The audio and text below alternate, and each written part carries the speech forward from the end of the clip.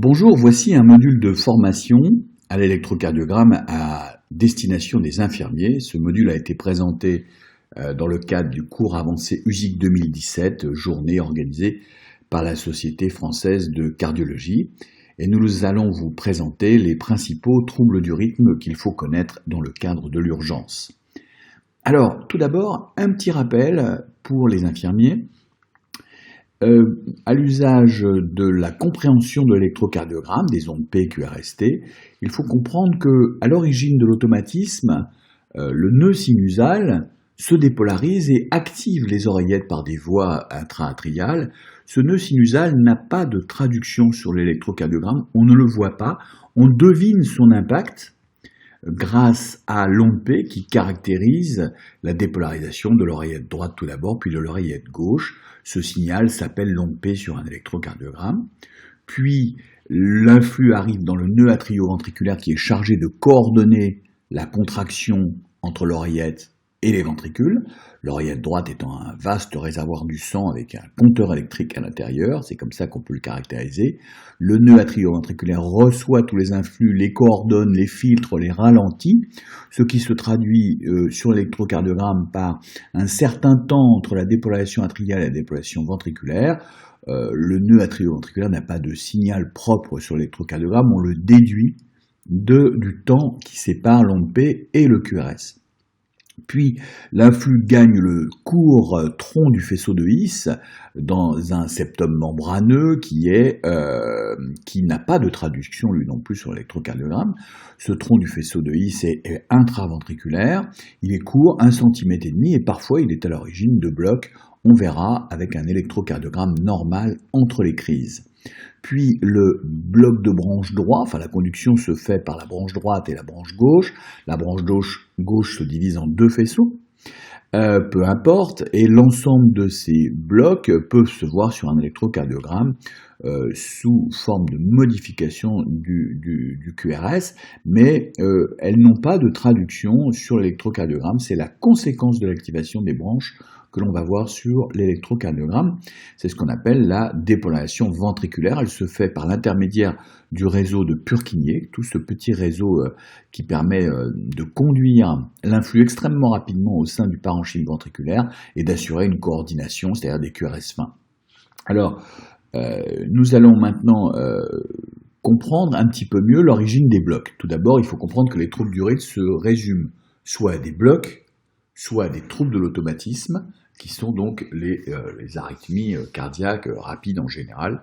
Là, nous allons au contraire parler des arythmies qui ralentissent l'influx, ce sont des blocs. Alors, vous voyez que quand l'influx est bloqué au niveau du sinus, on parle de bloc sino-atrial ou de bloc interatrial plus subtil. Quand l'influx est bloqué au niveau du nœud atrioventriculaire, on parle de bloc atrioventriculaire intranodal.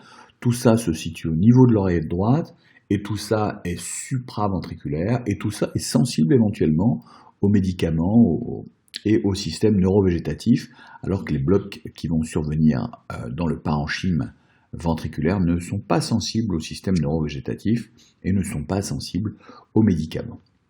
Alors, justement, nous y voilà. Dans le tronc du faisceau de His, on peut avoir un bloc atrioventriculaire intrahissien, un bloc difficile à diagnostiquer, je vous l'ai dit tout à l'heure, avec des électrocardiogrammes parfois intercritiques normaux. La loi du tout ou rien, les blocs de branche peuvent être plus ou moins complets et plus ou moins associés, on appelle ça des blocs fasciculaires ou des blocs de branche, et à la fin, dans la conduction du réseau de Purkinje, il peut y avoir des blocs intraventriculaires distaux, difficiles de diagnostic, qui donnent des QRS larges un peu bizarres et généralement de mauvais pronostics. Voilà, donc vous pouvez rencontrer cette traduction électrocardiographique de blocs sino-atrio, sino pour sinus, atrio pour les oreillettes, sous forme d'ondes P manquantes. Vous voyez, ici vous avez plein de classifications pour les médecins, peu importe. Ici, de temps en temps, vous voyez une irrégularité des ondes P, avec des intervalles PP qui sont croissants jusqu'à une onde P bloquée. Là, il s'agit des ondes P décroissantes jusqu'à une onde P bloquée. En général, quand une onde P, une absence d'onde P, une onde P manquante est observée, il s'agit d'un bloc sino-atrial. Voici un exemple typique, les intervalles PP sont constants et tout d'un coup, il manque une onde P. Là, il manque deux ondes P, donc on parle de bloc de haut degré. Et là, il manque toutes les ondes P, il existe un échappement jonctionnel à la place, on appelle ça un bloc complet, sino-atrial, ou une paralysie sinusale. Au niveau de l'électrocardiogramme, voilà ce qu'on peut rencontrer. Voilà un homme de 81 ans, vous voyez, tout d'un coup, ces ondes P qui sont marquées par les flèches rouges ici, se ralentissent brutalement. C'est un bloc sino-atrial, peu importe sa classification. Généralement, c'est très difficile de les classifier. Et on comprend que ces personnes âgées, parfois, tombent, se fracturent, parce que si ces pauses durent plus de quelques secondes, là c'est à peine 3 secondes, si elles durent 5-6 secondes, les gens se retrouvent par terre. Ce sont des indications à l'appareillage par un pacemaker. Vous avez ensuite les blocs atrioventriculaires. Le petit signal ici vous signale que ça va être intranodal au départ. Alors quand c'est intranodal, les QRS sont fins en général. C'est un bloc de bon pronostic. Soit l'intervalle PR est augmenté, voilà, soit l'intervalle PR augmente jusqu'à une onde P bloquée. Et puis ça reprend tout à fait normalement. C'est un bloc relativement bénin. Si la période de blocage est assez longue et que la tolérance est bonne, en général, c'est toléré assez longtemps. Vous avez des blocs plus graves, des blocs intraventriculaires, on l'a déjà dit. Alors cette fois-ci, ce sont des ondes P bloquées, non pas des ondes P manquantes, mais des ondes P bloquées, puisqu'ils ne parviennent pas à activer les ventricules, ces ondes P. Donc on a de temps en temps une onde P qui n'est absolument pas suivie d'un QRS, voilà, comme ici, ou alors 2 ondes P, on appelle ça des blocs de haut degré. Et puis de temps en temps, l'activité atriale fonctionne, et puis là vous avez une dissociation complète, avec des QRS larges, et un rythme d'échappement plutôt ventriculaire, si les QRS sont larges. Voilà, pour un petit aperçu des blocs que l'on peut rencontrer. Voici ce que ça peut donner sur un électrocardiogramme. Alors j'ai choisi celui-ci parce que ça paraît pas, ça saute pas aux yeux le bloc. Moi j'aime bien les électrocardiogrammes un petit peu qui challenge. Vous voyez que en bas vous avez une onde P en noir qui est conduite et une onde P en rouge qui est bloquée. Mais c'est grâce à l'intervalle PP qui est constant que l'on peut porter le diagnostic de bloc 2 sur 1. C'est pas toujours simple à voir si on n'est pas vigilant, car comme toujours, on ne cherche que ce que l'on connaît et on ne connaît que ce que l'on a appris. Voilà le BAV3. Voici un exemple typique pour avoir c'est pas toujours aussi sévère que ça, vous voyez. Ici, il y a une sorte de tachycardie un petit peu sinusale ou atriale qui bombarde le nœud. Et le nœud ne suit pas du tout, les complexes QRS sont totalement dissociés à 39 par minute. C'est un peu paradoxal, plus on bombarde le nœud quand il est malade, et plus il se bloque. Donc BAV complet par dissociation, et on voit la séquelle d'infarctus, voire même un infarctus semi-récent, qui est en cours ici de se construire avec ces ondes Q, ce segment ST, qui est surélevé. Deuxièmement, les troubles de l'automatisme. On a vu les troubles de la conduction, alors les troubles de l'automatisme, ce sont en général des ondes P non pas manquantes comme tout à l'heure, mais des ondes P prématurées au contraire. Elles sont ectopiques. Il existe un automatisme anormal dans le tissu atrial, ce que j'ai figuré par ce petit sigle ici, s'il s'agit de l'oreillette gauche. Vous voyez que de temps en temps, ce joli cycle régulier d'ondes P est interrompu par une onde P précoce qui est tombée là-dessus sur l'onde T. Et donc, cette onde P prématurée est conduite et il existe un repos compensateur. Une onde P conduite, un repos compensateur, une onde P conduite, etc. Vous en avez 5 sur ce tracé, évidemment ça donne des palpitations chez certaines personnes et rien chez certaines autres, des palpitations très sévères, les gens n'aiment pas du tout cette reprise d'activité cardiaque, il y a des gens très sensibles à ça, et c'est en général pas grave s'il n'y a pas de maladie intercurrente, mais évidemment ça nécessite un diagnostic médical plus approfondi, et puis parfois vous avez même des salves de tachycardie atriale. Vous voyez, il y a les ondes P sinusales qui sont jolies comme tout d'un coup il y a une extrasystole atriale ici, un repos, et vous avez une salve de tachycardie atriale, et évidemment cela augure de troubles du rythme plus compliqués, et cela peut se voir sur un électrocardiogramme. Si vous les voyez sur un scope, faites vite une photo. Si vous les voyez, si vous sentez un pouls très irrégulier, n'hésitez pas à faire un électrocardiogramme pour qu'on ait ce document important qui nous signale un risque de passage en fibrillation atriale. Nous y voilà, les tachycardies supraventriculaires, celles qui surviennent dans les oreillettes. Vous avez ici la fibrillation atriale, un ensemble de micro-réentrées et d'automatismes anormales dans les oreillettes, et tout ça donne un rythme très anarchique qui converge vers le nœud atrioventriculaire, qui filtre comme il peut les influx. Évidemment, ça va nous donner des rythmes, des réponses ventriculaires très irrégulières. Le flotteur, au contraire, est une réentrée dans l'oreillette, en général droite, qui tourne en boucle.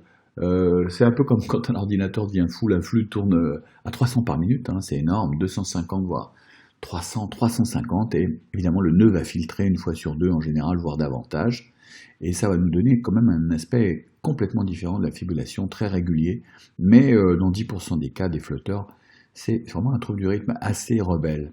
La tachycardie atriale focale, c'est juste un foyer d'automatisme anormal, soit dans l'oreillette droite, soit dans l'oreillette gauche, qui décharge, en général en 1 sur 1, et qui peut être raté par un certain nombre de médecins si on n'est pas très attentif, on n'en parlera pas.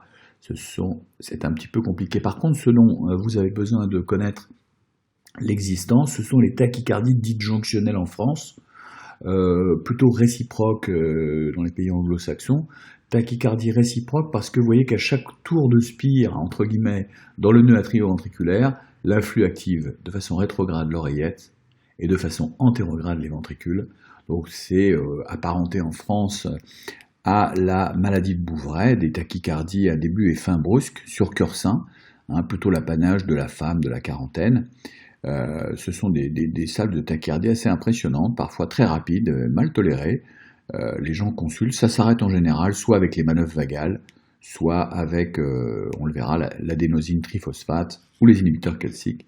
Là, vous avez une deuxième forme de tachycardie réciproque par un faisceau accessoire qui est figuré ici, c'est-à-dire que l'influx utilise un pont musculaire entre l'oreillette et le ventricule, qui est une anomalie génétique, hein, qu'on voit en anatomopathologie, un pont musculaire, et l'influx passe par là et revient par le tissu nodo-hissien, il le réutilise de façon rétrograde, ou alors dans l'autre sens, peu importe, c'est dans un sens ou dans un autre, orthodromique ou antidromique, le faisceau accessoire, et ça donne des boucles impressionnantes. Parfois également, c'est plutôt l'apanage des sujets un peu plus jeunes, un peu plus masculins, fréquemment, et on appelle ça le syndrome de Wolff-Parkinson-White. On n'en montrera pas d'exemple, mais sachez que ça existe. Voilà, alors tout d'abord la fibrillation atriale, on en a parlé, plein d'influx irréguliers au niveau des oreillettes, tout ça converge vers le nœud et ça donne cette conduction un peu anarchique. Alors on voit la fibrillation atriale sous forme d'onde de vaguelettes comme ça, hein, c'est mal organisé, c'est très irrégulier, parfois ça manque, parfois c'est absent, on ne voit rien du tout, mais c'est la réponse ventriculaire anarchique qui va nous aider. Voici une fibrillation atriale. Alors pour les infirmiers, quand vous voyez ça, évidemment 218, c'est considérable, et généralement les fibrillations atriales n'atteignent pas cette fréquence cardiaque, sauf dans le cadre de pathologies comme la réanimation, les chocs septiques et vraiment des dysfonctionnements cardiaques très sévères où la fibrillation atriale est rapide parce que l'organisme est bourré de catécholamine et la conduction au niveau du nœud atrioventriculaire est excellente. Ce n'est pas toujours la FA qui est mal tolérée, c'est souvent les conditions qui l'ont générée qui font qu'elle est mal tolérée. A l'inverse, certaines FA, vous voyez ici on la reconnaît, sont à conduction lente, hein. La réponse ventriculaire est très bloquée, on peut faire des chutes là encore, et on met des pacemakers à ces gens-là parfois, ils ont des fibrillations avec des blocs sous-jacents, ici il y a un bloc droit sous-jacent mais assez complexe, et ça filtre tellement que les gens sont obligés d'être appareillés avec des pacemakers, malgré qu'ils aient une fibrillation à l'étage supraventriculaire. Le flotteur, il faut en avoir vu quelques-uns, ces ondes F, comme ça, je vous ai dit, parler d'une macro-rentrée, ça se voit très bien dans certaines dérivations. Vous voyez cette activation en dents de scie comme ça, assez caractéristique, parfois un petit peu cachée, mais ici, dans les dérivations inférieures, on voit très bien, et cette conduction 2 sur 1, 2 ondes F pour un QRS, une onde F bloquée, une onde F conduite, une onde F bloquée, une onde F conduite, et puis de temps en temps, il peut y avoir des petits blocs ou des extrasystoles en plus pour agrémenter le tracé. Voici un autre flotteur, juste pour vous montrer que ça peut s'accompagner de blocs de branches.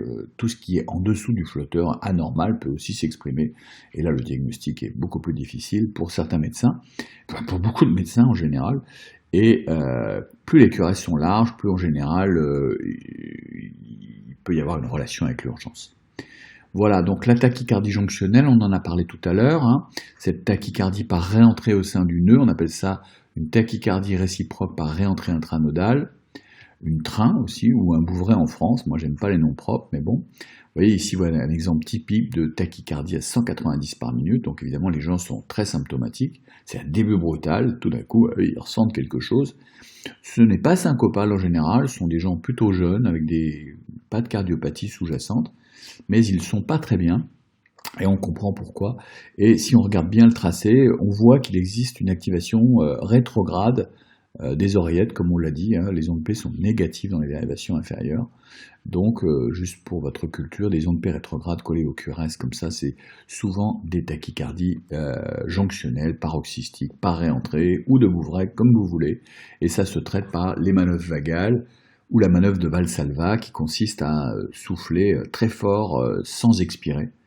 Et ensuite d'inspirer brutalement pour provoquer une distension de l'oreillette droite qui va modifier les conditions de conduction de l'oreillette droite et arrêter cette tachycardie.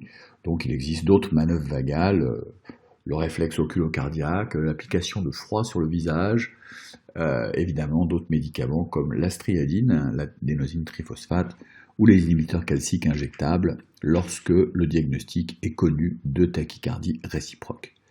Voilà, le trouble de l'automatisme ventriculaire, alors c'est à l'étage ventriculaire, tout à l'heure nous avions parlé d'ondes P prématurées, maintenant nous allons parler de complexe QRS large et prématuré, en voici un exemple typique, tout allait bien, puis tout d'un coup, il existe un QRS large, il n'y a pas d'onde P dissimulée dans l'onde T ici, vous avez un QRS large de type ventriculaire qui déforme beaucoup l'activation initiale des QRS, souvent on change l'axe, et cela peut être ressenti aussi de façon très impressionnante. Les ESV sont fluctuantes dans le temps. Ça n'a pas de valeur pronostique sur cœur sain, comme tout à l'heure. Ce qui compte, c'est de savoir s'il y a une pathologie de base qui est aiguë. Est-ce que ce trouble du rythme peut dégénérer? Donc en général, si c'est un cœur sain qui n'a pas de pathologie intercurrente, les extrasystoles ventriculaires sont plus désagréables que dangereuses. Elles peuvent s'organiser parfois en salve, mais c'est une autre histoire. En général, sachez que tout le monde fait des extrasystoles ventriculaires et que si ces ondes prématurées ne sont pas trop prématurées comme on va le voir, c'est assez bénin, ça peut être complètement passé inaperçu. Il peut y avoir des jours avec beaucoup d'ESV et des jours sans ESV.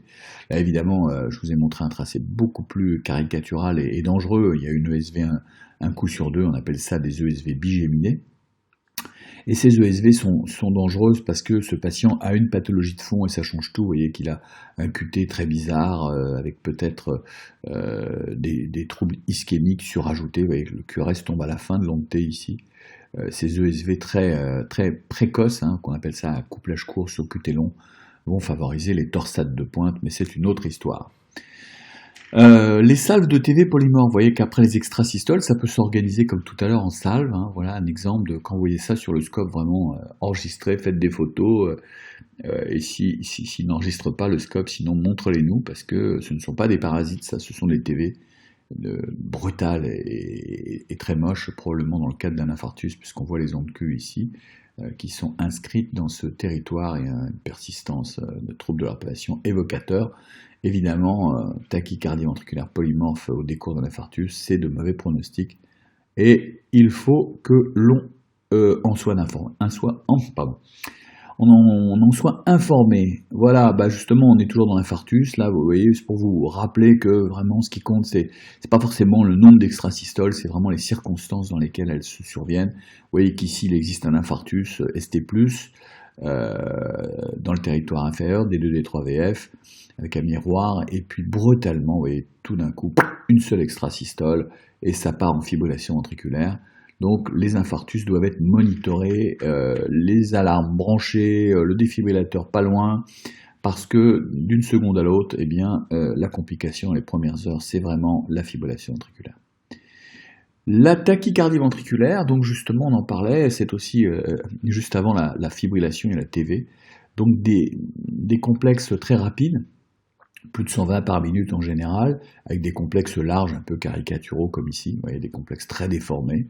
C'est pas forcément parce que on est très rapide que c'est une TV, vous voyez qu'à 147 ça peut être une TV, et évidemment c'est des TV à complexe aussi large que ça, sûrement assez mal toléré sur cardiopathie, et là il faut vraiment qu'on soit prévenu très vite. C'est pas parce que ce n'est pas rapide, je le répète, ça peut rapidement se transformer dans le cadre d'arythmies encore plus graves, comme la fibrillation ventriculaire. Donc tachycardie ventriculaire, en voici un deuxième exemple. Vous voyez que cette fois-ci c'est beaucoup plus rapide, les QRS sont moins larges, et ça peut être très impressionnant et ressembler à des fausses tachycardies rassurantes, à des faux blocs de branche, mais ce n'est pas le cas ici, c'est bien une TV, et donc il faut vraiment se méfier et suspecter une tachycardie ventriculaire devant toute tachycardie complexe large. Voilà, je crois qu'on a fait un petit tour d'horizon un peu long, j'espère que vous aurez le temps de vous repasser cette vidéo. On a revu toute la conduction intracardiaque, les explications sur les blocs, et on a revu aussi rapidement les troubles de l'automatisme supraventriculaire et ventriculaire, et aussi on a parlé des tachycardies jonctionnelles. Voilà, vous retrouverez cette formation et toutes les autres sur YouTube et des cas cliniques sur Facebook. Je vous remercie, à bientôt.